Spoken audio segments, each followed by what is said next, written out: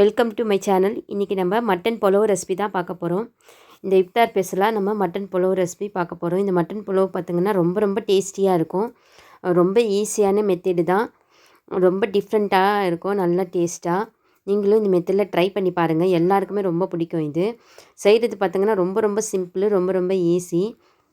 இந்த மட்டன் புலாவ் வந்து நான் அரேபியன் ஸ்டைலில் செஞ்சு காட்டியிருக்கேன். கல்ஃபுக்கு போனவங்க எல்லாருக்குமே இந்த மட்டன் புலாவ் பற்றி நல்லாவே தெரியும். வாங்க வீடியோக்குள்ளே போகலாம்.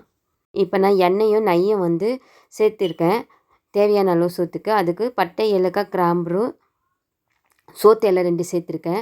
சேர்த்துட்டு அது கூடவே நம்ம ஒரு 4 வெங்காயத்தையும் ஆட் பண்ணிக்கலாம். கொஞ்சமாக உப்பு சேர்த்து நல்லா இதை வதக்கிக்கலாம். பிரியாணிக்கு வதக்கிற மாதிரிலாம் வதக்கக்கூடாது. புலாவ் சோறுக்கு எப்படி வதக்குவோமோ சிம்பிளாக அதே மாதிரி வெங்காயத்தை வதக்கிடணும். வதக்கிட்ட பிற்பாடு நம்ம 2 கிலோ கறி எடுத்து வச்சுருக்கேன். நான் பாருங்கள் 2 கிலோ நான் முள்ளும் கறியமாக எடுத்து வச்சுருக்கேன். அப்போ தான் நல்லா டேஸ்டியாக இருக்கும். அந்த 2 கிலோ கறியும் நான் இதில் ஆட் பண்ணிக்கிறேன். நான் லேம்பு தான் எடுத்திருக்கேன். அதனால் நல்லா சாஃப்டாக வெந்துடும் சட்டுன்னு. நான் அதனால் அப்படியே ஆட் பண்ணிக்கிறேன். நீங்கள் அப்படி வேகாதுன்னு நினச்சிங்கன்னா, மட்டனாக இருந்துச்சுன்னா நீங்கள் குக்கரில் கூட ஒரு விசில் விட்டு லைட்டாக நீங்கள் ஆட் பண்ணிக்கோங்க. இப்போ நான் லேம்புன்றதில் அப்படியே சேர்த்துறேன். இதையும் நல்லா நம்ம இந்த வெங்காயத்தை கூட வதக்கிடணும். எண்ணெயில் கலர் சேஞ்ச் ஆகணும். நல்லா சேஞ்ச் ஆகிற வரைக்கும் வதக்கிட்டு அது கூட நம்ம இஞ்சி பூண்டு பேஸ்ட்டு 2 ஸ்பூன் நான் ஆட் பண்ணிக்கிறேன். 4 பச்சை மிளகா ஆட் பண்ணிக்கிறேன் காரத்துக்கு. ஏன்னா இதில் எந்த ஒரு காரமும் இல்லை, பச்சை மிளகா தான் காரமாக இருக்கும். புலாவுன்றதால இது இந்த மெத்தடில் தான் இருக்கும், நல்லாயிருக்கும். இங்கே நல்லா காரம் சாப்பிடுவீங்கன்னா இன்னும் ஒரு 2 3 பச்சை மிளகா ஆட் பண்ணிக்கோங்க கூடவே. நான் இப்போ தேவையான உப்பையும் ஆட் பண்ணிக்கிறேன். ஆட் பண்ணிக்கிட்டு இதில் நம்ம மசாலா தூளாக கரம் மசாலா தூள் மட்டும்தான் ஆட் பண்ணுவோம், வேறு எதுவும் ஆட் பண்ணக்கூடாது. மந்தி மசாலா இருந்தால் கூட ஆட் பண்ணிக்கலாம். இப்போ நான் ஒரு தக்காளி ஆட் பண்ணிக்கிறேன். ஒரு தக்காளி தான் ஆட் பண்ணணும், ரொம்ப அதிகம் தேவையில்லை. இது கூடவே நான் புதினா கொத்தமல்லி ஒரு கையும், தயிர் நான் ஒரு 4 ஸ்பூனு ஆட் பண்ணிக்கிட்டேன். நான் இதில் காட்டல, நீங்கள் ஆட் பண்ணிக்கோங்க. அப்போ தான் சோறு நல்லா சாப்பிட்டா வரும். நீங்கள் எவ்வளோ அரிசி ஆட் பண்ணிக்கிறீங்களோ அதுக்கு தகுந்த மாதிரி நீங்கள் தண்ணி ஆட் பண்ணிக்கோங்க. நான் 1 கிலோ ரைஸுக்கு தகுந்த மாதிரி ஆட் பண்ணியிருக்கேன். உங்கள் ரைஸ்க்கு தகுந்த மாதிரி நீங்கள் தண்ணி ஆட் பண்ணிக்கணும் கரெக்டாக. கறி வேகிறதுக்கு ஆல்ரெடி தண்ணி விடும், அதனால் ப்ராப்ளம் இல்லை. நம்ம கரெக்டாக ஆட் பண்ணால் போதும். இப்போ தேவையான உப்பையும் ஆட் பண்ணிக்கிட்டு நம்ம மூடி வச்சு வேக விட்டுடலாம்.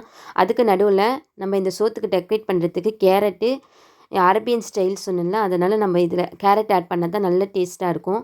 கேரட்டும் நம்ம திராட்சை ஆட் பண்ண போகிறோம். எண்ணெயில் நல்லா பொரித்து எடுத்து கேரட்டை நீட்டாக நான் வெட்டி எடுத்துக்கிட்டேன். இப்போ திராட்சை ஒரு கைப்பிடி வச்சுருக்கேன். இதில் நான் பாசிமதியும் எடுத்து ஊற போட்டு வச்சிடுறேன். ஸ்டெல்லா பாசிமதி எடுத்துருக்கேன். இது நின்று தான் வேகும், அதனால் இப்போயும் நான் ஊற வச்சுக்கிறேன். இப்போ நம்ம திராட்சை வதக்கிடலாம். அதுக்கு நம்ம ஆயில் சேர்த்துக்குவோம். ஆயில் சேர்த்துக்கிட்டு இதில் கொஞ்சம் நெய்யை சேர்த்துக்கிட்டு நல்லா வாசனையாக இருக்கும். இதில் நம்ம திராட்சை நல்லா வறுத்து எடுத்துக்கணும். நல்லா உப்பி வர வரைக்கும் வறுக்கணும். இதை எடுத்துகிட்டு நெக்ஸ்ட்டு நம்ம கேரட்டையும் இதில் நல்லா வதக்கி எடுத்துக்கணும். கேரட் நல்லா ஆரஞ்சு கலரில் மாறும். அப்போ அது வரைக்கும் நம்ம நல்லா வதக்கணும் கேரட்டை. இந்த கேரட்டை கூட நம்ம சர்க்கரை கொஞ்சம் சேர்த்துப்பாங்க வதக்கி எடுத்துகிட்டு. நம்மளுக்கு சர்க்கரை வேணாம், நம்ம இப்படியே ஆட் பண்ணிக்கலாம். இப்போ பாருங்கள் நல்லா கொதி வந்துடுச்சு. கறியும் பாருங்கள் சூப்பராக வெந்துடுச்சு. எனக்கு இந்த கறி வேகிறதுக்கு 30 மினிட்ஸ் ஆச்சு குறைஞ்சது. சூப்பராக வெந்துச்சு பாருங்கள். வேணும்னா நீங்கள் குக்கரில் கூட ஒரு விசில் விட்டு போட்டுக்கோங்க. நல்லா சூப்பராக பசுன்னு வந்துடுச்சு. இப்போ நம்ம அரிசி ஆட் பண்ணிடலாம். நான் சொன்னதில் 1 கிலோ பாஸ்மதி ரைஸு, அந்த ரைஸை இதில் ஆட் பண்ணிடுறேன். ஆட் பண்ணிவிட்டு புலாவ் சோறு மாதிரி தான் வெந்து மேலே வந்த பிற்பாடு தான் தம்மு போடணும், அது வரைக்கும் போடக்கூடாது. மேலே வெந்து வந்தோடனே காட்டுறேன் பாருங்கள். இந்த மாதிரி மேலே வெந்து வந்துடுச்சு. இப்போ இந்த நேரத்தில் நம்ம தம்மு போட்டுடலாம். நான் இது கூட ஒரு காஞ்ச லெமன் சேர்த்தேன், நான் சொல்லலை, நீங்களும் சேர்த்துக்கோங்க. இருந்தால் சேர்த்துக்கோங்க, ஒன்றும் ப்ராப்ளம் இல்லைன்னா. இப்போ நம்ம வறுத்து எடுத்து திராட்சையையும் கேரட்டையும் மேலே ஆட் பண்ணி நம்ம எப்பவும் போல் தம் விட்டுற வேண்டியது தான். 10 மினிட்ஸ்க்கு அப்புறம் தான் நம்ம திறக்கணும். இப்போ 10 மினிட்ஸ் ஆகிடுச்சு. வாங்க புலாவ் எப்படி இருக்குது பார்க்கலாம். புலாவ் பார்த்திங்களா செம்ம சூப்பராக வந்திருக்கு. கரெக்டான பதத்தில் வெந்து வந்திருக்கு. டேஸ்ட்டு பார்த்திங்கன்னா செம்ம சூப்பராக இருக்கும். நல்ல சாஃப்டாக இருக்கும் இந்த ரைஸு. எல்லாமே குழந்தைங்க கூட காரம் இல்லாததால் ரொம்ப விருப்பமாக சாப்பிடுவாங்க இந்த மட்டன் புலாவை. நீங்கள் இந்த ரம்ஜானுக்கு கண்டிப்பாக ஒரு டைம் ட்ரை பண்ணி பாருங்கள். ரொம்ப ஈஸி, ரொம்ப குயிக்காக நம்மளுக்கு இந்த நோன்பு நேரத்தில் ரொம்ப நீண்ட நேரம் பிரியாணி செய்கிறதுலாம் கஷ்டமாக இருக்கும். இந்த மாதிரி நம்ம குயிக்காக இந்த ரைஸை செஞ்சு எடுத்துடலாம். இது செய்கிறதுக்கு பார்த்திங்கன்னா ஒரு 1/2 hour 45 மினிட்ஸ்க்கு மேலே ஆகாது. அவ்வளோ குயிக்கான ரைஸ் இது.